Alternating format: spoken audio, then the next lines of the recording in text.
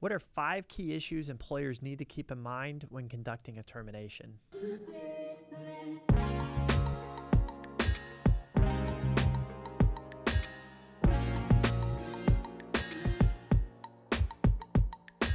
So I recently saw a venture capitalist speaking about how a startup can or should conduct terminations.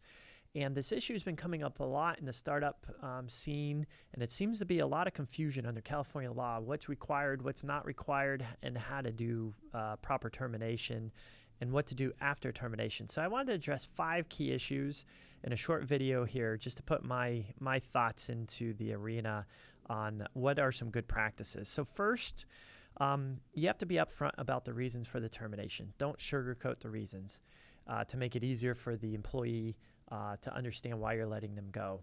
If you're changing the reason and you have a good reason for the termination and you change that to sugarcoat the reason, it could reflect badly against the company in potential litigation down the road. So you need to be upfront about it and document it. 2, you also have to think about how the reason for termination is going to be communicated within the company. Think that through and be very careful about what's told to other people within the company.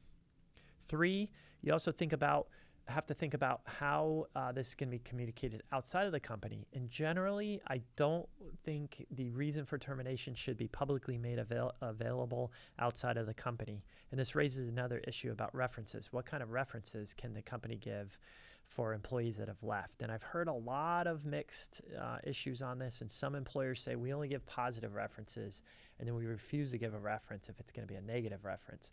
I don't like that strategy. Generally, companies should just stick to confirming the dates of employment, the position the employee held, and then if the employee approves or authorizes it, the employer can disclose how much they were earning while they worked for the company. But limit it to that. Don't give good references to the employees you like, and then just refuse to return calls, or don't give references at all for the negative references that you would have given.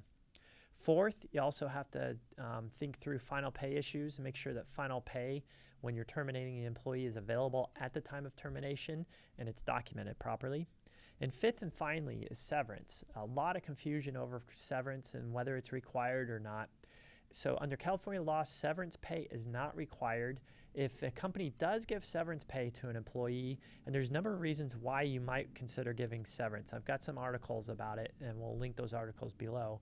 But generally, if the company wants to reward the employee for long service, or that might be a reason for severance, or if there's litigation risk from the employee too, it might be worth giving a severance in exchange for a release of claims for the employee.